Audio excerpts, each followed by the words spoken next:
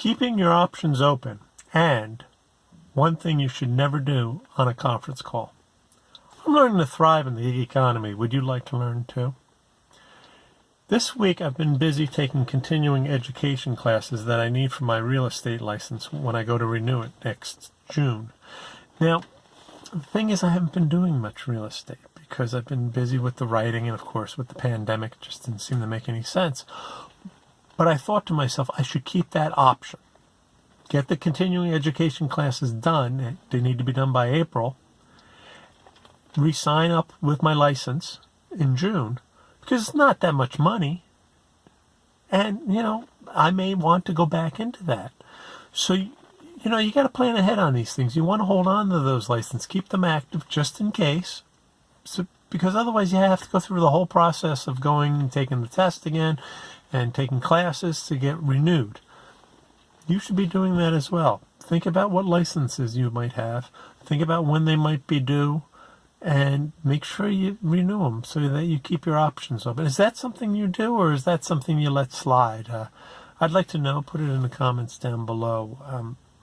The reason why I'm doing it this month is because I want to be able to claim them as a job expense for this year, rather than wait until March or April when the deadline is, because then I wouldn't be able to count it as a job expense until next year on the taxes. So that's another reason why you should think about what licenses you might need to renew in the new year, and go ahead and take any classes and do what you need to do now, so this way you can apply it towards this year's taxes. I'm not a tax expert, but that's what I was told to do, so that's what I think you should do as well. One of the things that happened though on one of these calls was something I wanted to talk about, really. There were 3 presenters, and one of the presenters was a very good-looking woman on camera. And when she spoke, she was fantastic, very telegenic, very, very compelling. But here's what happened. The camera stayed on her and the other speakers all throughout. But when the other speakers were talking, she did this weird thing where she would lean forward and sort of make these mouth movements. I'm going to show you. She went...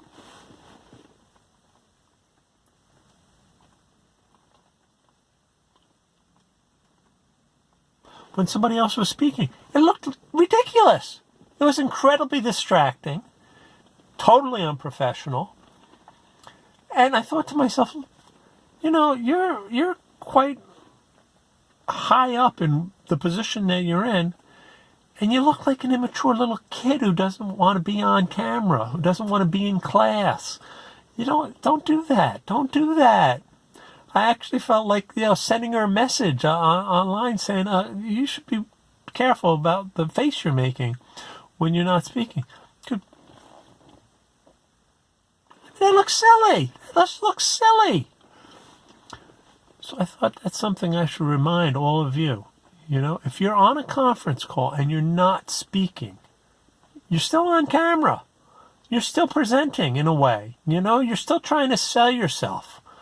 At all times, we should be professional. And if you agree with me, hit the like button. If you disagree with me, well, put it down in the comments on why it's okay to make weird faces when somebody else is speaking on a conference call. I would really like to hear somebody defend that. I really would. Anyway, until next week.